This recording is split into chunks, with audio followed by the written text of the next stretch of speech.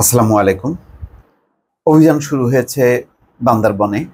সেটি সেনাপ্রধান নিজেই ঘোষণা করেছেন যে সাঁড়াশি অভিযান চলবে কেএনএফের বিরুদ্ধে, কুকি চিনের যে বাহিনী সেই বাহিনীর বিরুদ্ধে। ইতিমধ্যে সেই অভিযানের মুখে কেএনএফের প্রধান সমন্বয়কারী তিনি গ্রেপ্তার হয়েছেন। তার গ্রেপ্তারের ঘটনাটিও বেশ অদ্ভুত। অদ্ভুত কি কারণে দর্শক একটু যদি আপনারা একটু মনোযোগ দিয়ে শোনেন তাহলেই বুঝতে পারবেন। এখানে বলা হচ্ছে যে বান্দরবনের বিশেষ অভিযানে কুকি চিন ন্যাশনাল ফ্রন্ট কেএনএফ এর কেন্দ্রীয় কমিটির প্রধান সমন্বয়ক চেউসিম বমকে আটক করেছে র্যাব। তবে কুকি চিনের যেই প্রধান ব্যক্তি নাথান বম তিনি কিন্তু ধরা পড়েননি। তিনি হচ্ছেন ওই বাহিনীর প্রধান। ইনি হচ্ছেন সমন্বয়ক। তার নাম আগে কিন্তু কখনো আমরা শুনিনি। এখন আইন শৃঙ্খলা রক্ষাকারী বাহিনীর মারফতে তার নামটি জানা গেল। রোববার বান্দরবনের সদর উপজেলার সুয়ালক ইউনিয়নের শ্যারনপাড়া থেকে তাকে আটক করা হয়।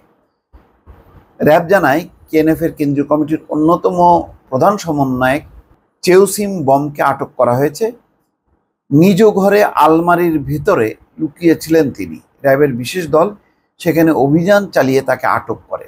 আমার কাছে ধাক্কাটা দর্শক এখানেই, যে যিনি প্রধান সমন্বয়কারী বা সমন্বয়ক তিনি এরকম একটি অভিযানের পর তিনি বাসায় আছেন এবং আলমারিতে লুকিয়ে আছেন, বিষয়টা কেমন জানি একটু খটকা বাঁধে।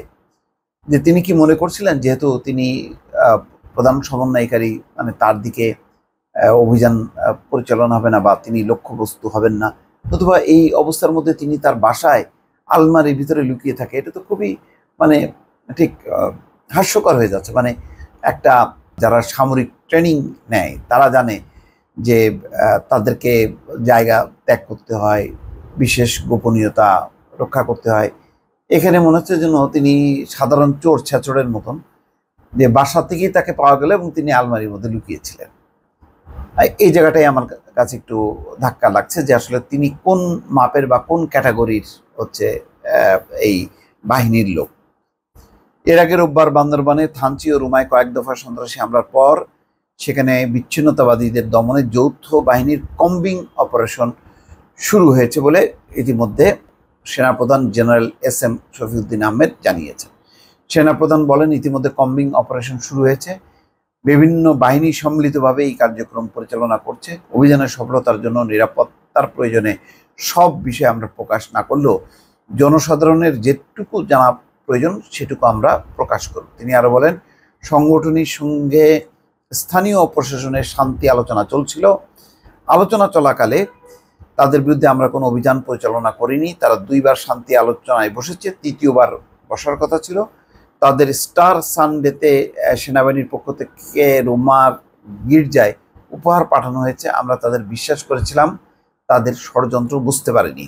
তো যাই হোক, এর মধ্যে স্বরাষ্ট্রমন্ত্রীও বলেছেন যে অভিযানও চলবে, আবার সংলাপও চলবে, অর্থাৎ সংলাপের দরজাও খোলা রাখা হয়েছে।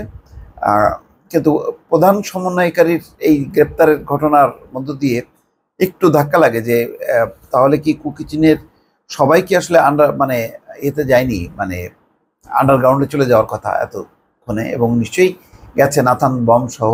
কিন্তু এই প্রধান সমন্বয়কারী কীভাবে নিজের বাসায় গ্রেপ্তার হলো সেটাই আমার কাছে একটু ধাক্কা লাগলো দর্শক। সেই কারণে আপনাদের সঙ্গে শেয়ার করা। ভালো থাকবেন। আল্লাহ হাফেজ।